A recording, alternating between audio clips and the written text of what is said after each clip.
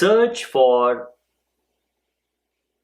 something about you, something more about you, something above and beyond your body, but you don't know what it is, you don't know what to call it, is the search for the soul. When you hear the word soul, if an image comes to your mind, know that you know nothing about the soul. Soul cannot be a part of your imagination. While it feels personal, while you know that you are inquiring into the nature of your soul, your individual soul, still basic common sense tells you that the soul cannot have form. Because I already have a form.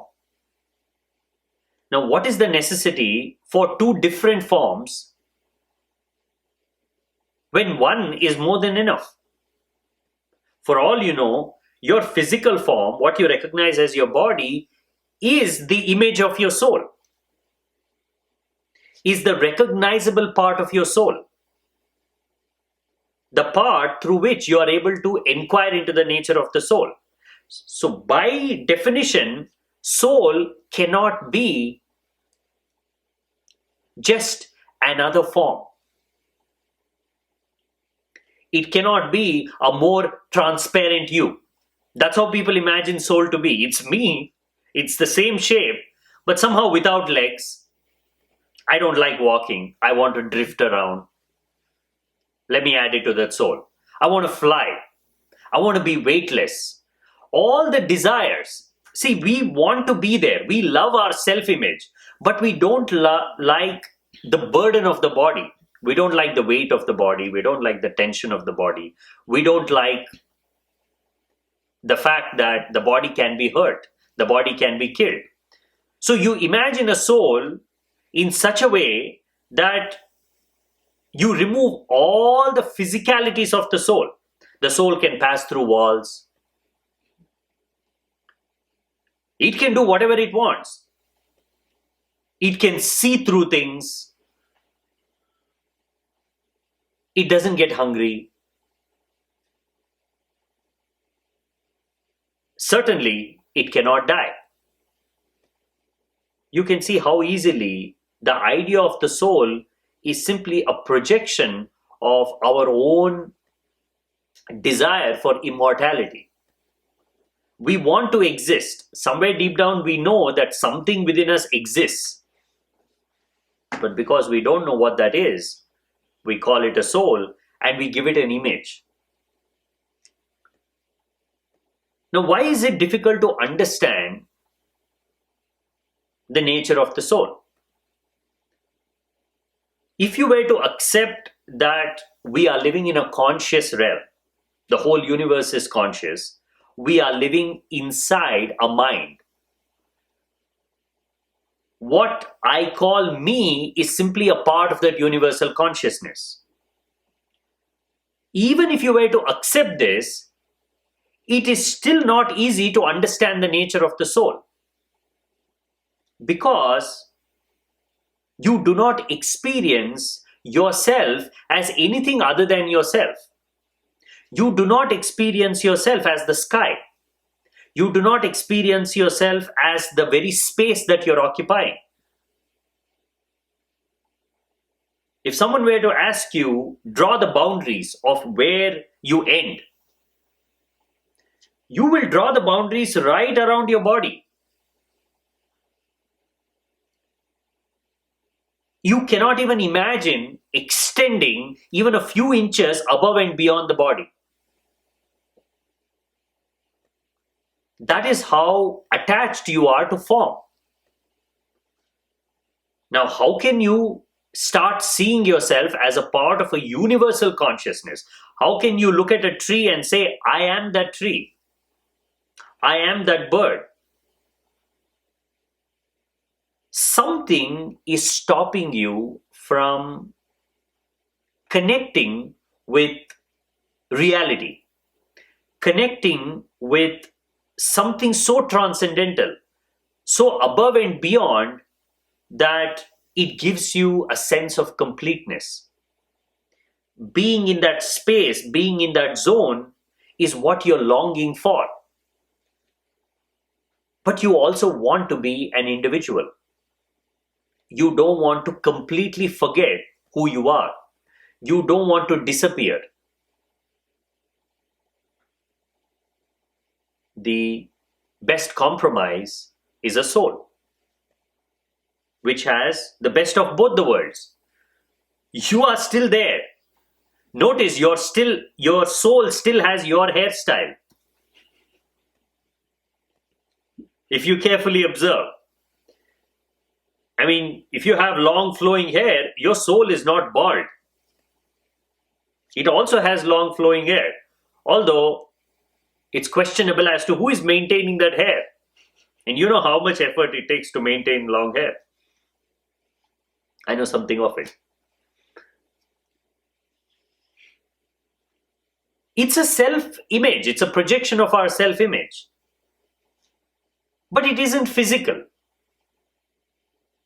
The problem in trying to understand the nature of the soul is, although your individual identity, your individual consciousness, what in Sanskrit we call Atman or Jivatman. Jiva is life. Atma is the soul. Your soul that is bound to this life, this body, while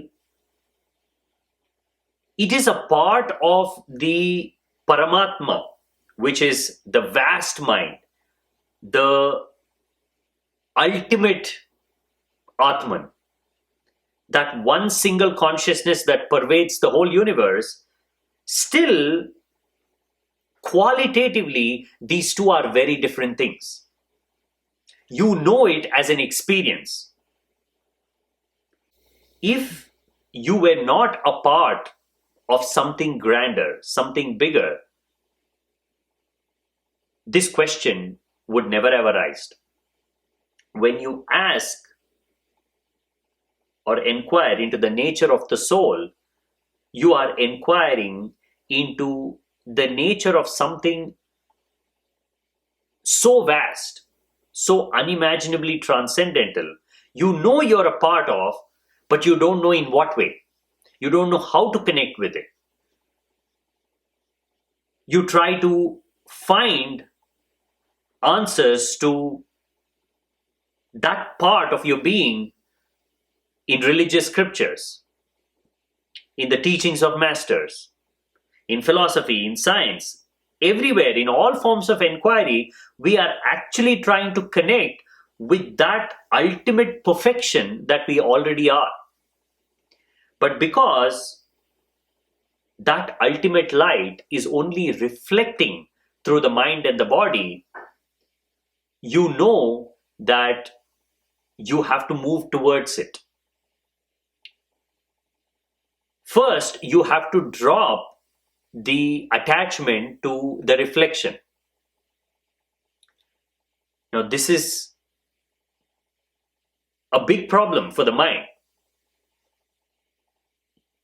The only way for the mind to know that something vast, something spectacular, something transcendental exists is because it knows that reflection.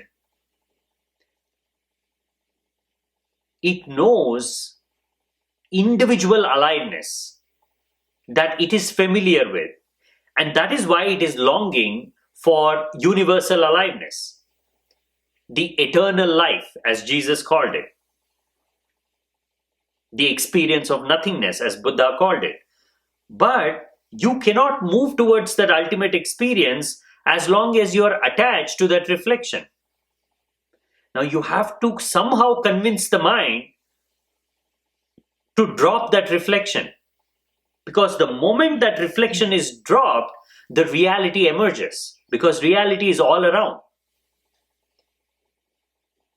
The real sun is not hidden. You can experience the real sun in some form at this very moment if you want to. But what is stopping you from experiencing the real warmth of the sun or seeing the real light of the sun? Because your head is inside this bowl of water where there is a reflection of the sun, and that is your life. You don't want to see outside this bowl. You don't want to get your head out of that bowl.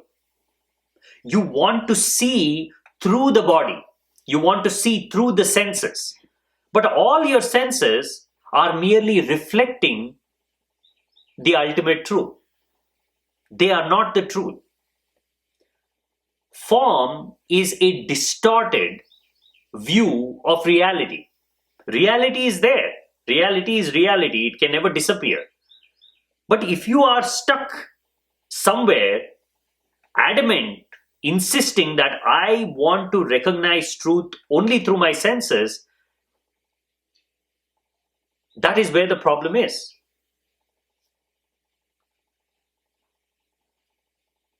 How do you convince the mind? How do you convince the mind to stop clinging to the signboard and actually start moving in that direction? You cannot unless you find a path, unless you begin walking on a path. This is where courage comes into the picture, trust comes into the picture, your teacher's words comes into the picture, your ability to move into the unknown comes into the picture. What you are waiting for is an experience to drop the mind. But the only way you can drop the mind is when you start moving towards that experience that you know nothing about. That is why spirituality is always a leap of faith. You have to pack your bags. You have to recognize that this is the path. This is the way. Let me start walking.